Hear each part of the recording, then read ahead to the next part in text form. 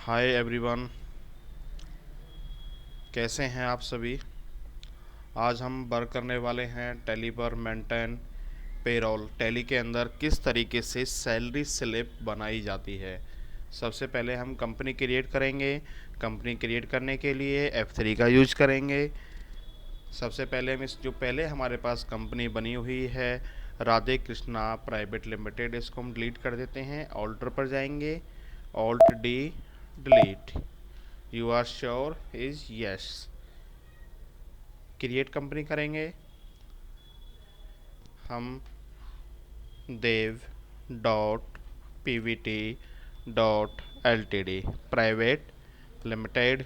Address हम जिस भी सिटी के अंदर वर्क करते हैं या हमारी कंपनी जिस भी स्टेट सिटी या स्टेट के अंदर रहती है वो डिटेल्स हमें फिल करनी होंगी।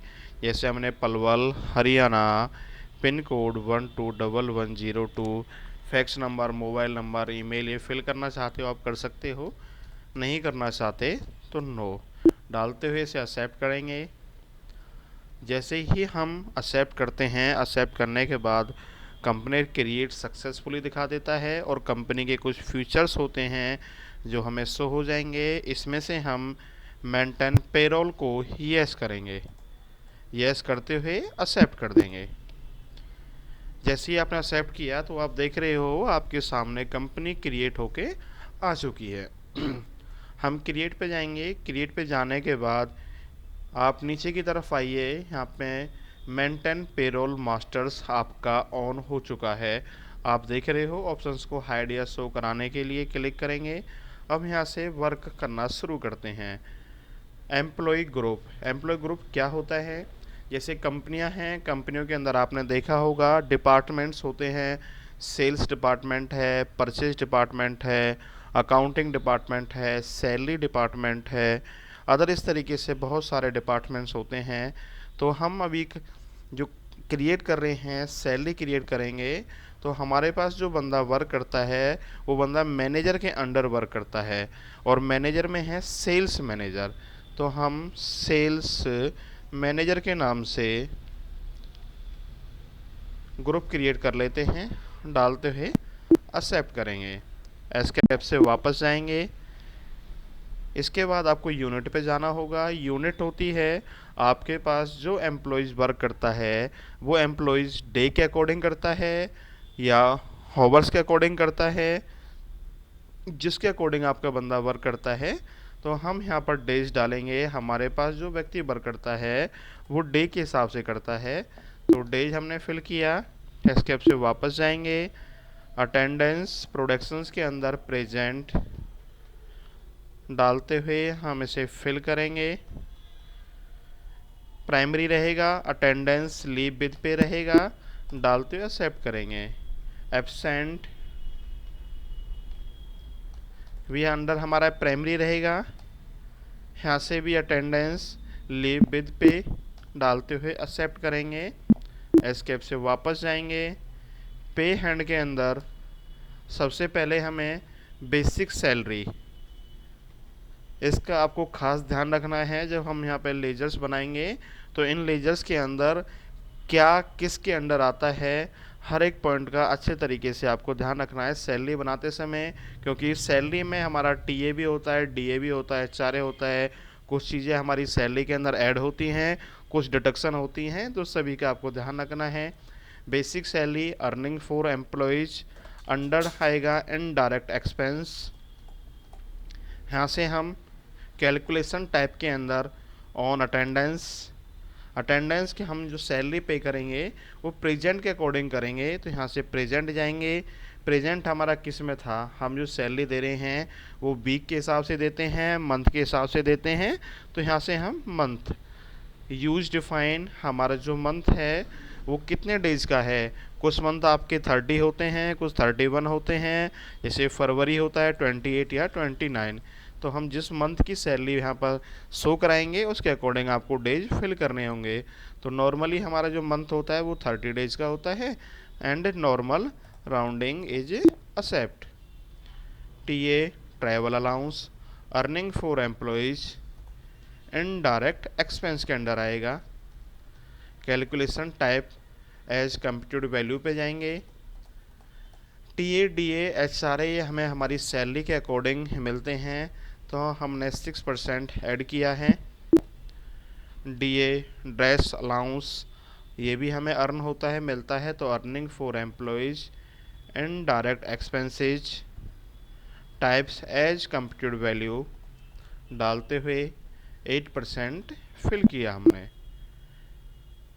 Accept HRA house rental allowance, जो भी एम्प्लॉय गवर्नमेंट जॉब करते हैं या परमानेंट कंपनियों के अंदर वर्क करते हैं, उन व्यक्तियों को इन सभी सुविधाओं का लाभ मिलता है। यहाँ से earning for employees and direct expenses as computed value ये आपको मिलता है हाउस रेंटल अलाउंस की आप किस एरिया के अंदर रहते हैं उसके अकॉर्डिंग, तो हमने सैलरी का 15% फिल किया। PF प्रोविजनल फंड ये हमारी सैलरी से कटता है, डिडक्शन फ्रॉम एम्प्लॉयज़ के अंडर आएगा। यहाँ से अंडर करंट लायबिलिटीज पे हैंड डिडक्शन कटता है हमारी सैलरी से, अंडर करंट लायबिलिटीज के अंदर आएगा। एज कंप्यूटेड वैल्यू जो भी हमारा PF होता है प्रोविजनल फंड, ये वो फंड होता है जो एम्प्लॉयज़ रिटायरमेंट पे आपने देखा होगा कुछ पैसा मिलता है एम्प्लॉयज़ को, तो वो पैसा हमारी सैलरी से ही कटता है, जिसमें से 12% हमारी सैलरी से कटता है और 12% हमको जिस कंपनी के अंदर हम वर्क करते हैं वो हमें देती हैं, तो हमारा डबल होकर 24% हमें मिलता है। 12% is except. ESI insurance service होती है जिसे मेडिक्लेम पॉलिसी बोलते हैं।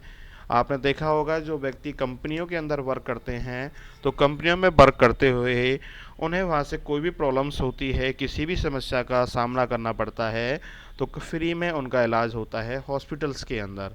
तो deduction from employees current liabilities as computed value 3%। TDS income tax होता है, ये भी डिडक्शन होता है, कटता है हमारी सैलरी से। Duty and taxes as computed value आपने देखा होगा जो भी हमारा TDS होता है इनकम टैक्स, गवर्नमेंट का एक रूल्स है, उस रूल के अकॉर्डिंग जिस व्यक्ति की सालाना इनकम 7 लाख रुपए से ऊपर है उस व्यक्ति का TDS कटता है, जिसकी उससे कम है उसका TDS नहीं कटता, इनकम टैक्स नहीं कटता। ये भी डिपेंड करता है कि कुछ कंपनियां 5% काटती हैं, कुछ 10%, तो हमने यहाँ से 10% फिल किया, इज एक्सेप्ट। एस्केप से वापस करेंगे। अब आपको जाना होगा एम्प्लॉयज़। एम्प्लॉय में उस एम्प्लॉय का नाम डालना होगा जिस एम्प्लॉय की आप यहाँ से सैलरी बना रहे हैं, जैसे कि हमने डाल दिया सागर। अंडर किसके था? सेल्स मैनेजर के अंडर वर्क करता है। डेट ऑफ ज्वाइनिंग 1 अप्रैल की है। Define salary is yes. यहाँ से बेसिक सैलरी डिफाइन करेंगे। रेट था हमारा 50,000 रुपये पर मंथ के हिसाब से हमने एम्प्लॉयज रखा हुआ है। TA, DA, HRA, PF, ESI, TDS डालते हुए आपने से एक्सेप्ट कर दिया। इसके बाद आता है एम्प्लॉय नंबर। जो एम्प्लॉय आपके पास वर्क करता है उसका एक नंबर होता है, वो नंबर आपको डालना है डेजिग्नेशन में कि भाई उस व्यक्ति किस पोस्ट पे वर्क कर रहा है, वर्कर है, मैनेजर है, सेल्स मैनेजर है, जो भी आपका है, इंजीनियर है, XYZ वो डालेंगे। तो मानो कि हमने अकाउंटेंट डाल दिया। फंक्शंस, लोकेशन, किस लोकेशन पे वर्क करता है, क्या जेंडर है, उसकी क्या डेट ऑफ बर्थ है, उसका क्या ब्लड ग्रुप है, फादर्स नेम, एड्रेस, इन सब चीज़ों को आपको 1 बाय 1 फिल करना होगा। आधार कार्ड, पैन कार्ड। ऊपर आप देख रहे हो यहाँ से मांग रहा है प्रोवाइड बैंक डिटेल्स। यदि आप उसकी सैलरी बाई अकाउंट देते हो तो अकाउंट डिटेल्स यहाँ पे सेलेक्ट करनी पड़ेगी, सेव करनी पड़ेगी हमें। जैसे हमने येस किया तो देखो मांग रहा अकाउंट नंबर, IFSC कोड, ये सभी कुछ आपको फिल करनी होंगी। और यदि आप कैश देते हो तो नो करना होगा। पैन कार्ड, आधार कार्ड नंबर सभी डालते हुए इसे एक्सेप्ट कर देंगे। एस्केप से वापस जाना होगा। नीचे हम जाएंगे, यहाँ से वाउचर टाइप पे जाएंगे। वाउचर टाइप पे जाने के बाद आपको जाना है अदर ऑप्शंस के अंदर, या फिर आप F10 प्रेस कर सकते हो। F10 के बाद जाना है आपको अटेंडेंस। अटेंडेंस शो करानी है कि आपके पास जो एम्प्लॉय है उस एम्प्लॉय की कितनी प्रेजेंट हैं दिस मंथ आपकी, तो हमने यहाँ से प्रेजेंट फिल करा दी आपकी 28 आपका, डालते हुए एक्सेप्ट कर देंगे। ऐसे ही हम एब्सेंट भी फिल कर देंगे टू हमारे एम्प्लॉयज़ की। इसके बाद आपको करना होगा कंट्रोल F4। जैसे कंट्रोल F4 प्रेस करते हो तो आपके सामने पेरोल ओपन होके आता है। फिर आपको F10 ओपन करना होगा। F10 ओपन करने के बाद कर सकते हो, या फिर आपको करना होगा पेरोल्स। तो हमने कंट्रोल F4 से पेरोल ओपन कर लिया था। अब आपको करना है control F, payroll auto fill, जो ऑटोमेटिकली हो जाए। तो हम यहाँ पर एम्प्लॉय की क्या कर रहे हैं, सैलरी दे रहे हैं, तो सैलरी। अब यहाँ पे देखा था कि हमने दिस मंथ जो ज्वाइनिंग डेट थी वो 1 अप्रैल से थी, तो हम 1 महीने की सैलरी प्रोवाइड कर रहे हैं 1 मई 2023 तक। किसके अंडर वर्क किया था, सेल्स मैनेजर के अंदर वर्क किया था। डालते हुए हम इसे एक्सेप्ट करेंगे। तो देखो जैसे कि आपके सामने शो भी हो रही है सैलरी, सागर की सैलरी हेज एक्सेप्ट। लेकिन अभी हम इसे प्रॉपर तरीके से शो कराएंगे। शो कराने के लिए एस्केप से वापस जाना होगा। नीचे आप आएंगे gateway of tally. Gateway of tally के अंदर डिस्प्ले मोर रिपोर्ट्स। मोर रिपोर्ट्स में जाने के बाद आपको जाना होगा पेरोल रिपोर्ट्स के अंदर।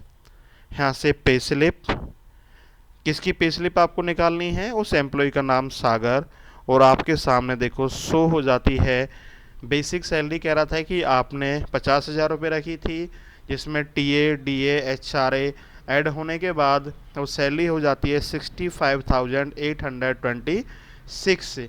इसके बाद डिडक्शन होती है हमारी सैलरी पीएफ ईएसआई टीडीएस कटने के बाद 49,369 सैलरी बनती है। लेकिन इसके अकॉर्डिंग हमारी एब्सेंट भी थी, जिस एब्सेंट के अकॉर्डिंग सैलरी हमारी बनती है 46,666। इसमें हमारा टीए मिला है 28,000 का है, डीए मिला है 3,957, एचआरए मिला है 813 रुपीज़। जिसमें से डिडक्शन जो सैलरी हुई है हमारी कटी है, पीएफ कटा है हमारा 7,372 rupees 51 passage. ESI insurance policy का कटा है 1,843। टीडीएस इनकम टैक्स कटा है 6,146.76।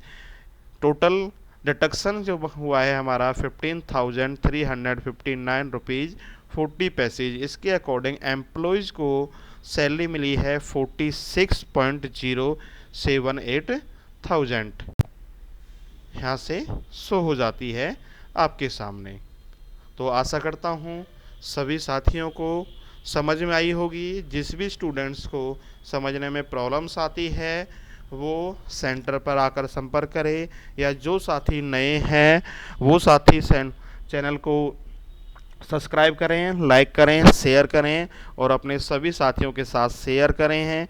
केटेक एजुकेशन सेंटर पलवल का बेस्ट कंप्यूटर संस्थान है। जिस भी साथी को कंप्यूटर से रिलेटेड कोर्स करना हो वो पलवल में आए और केटेक एजुकेशन सेंटर पर संपर्क करें।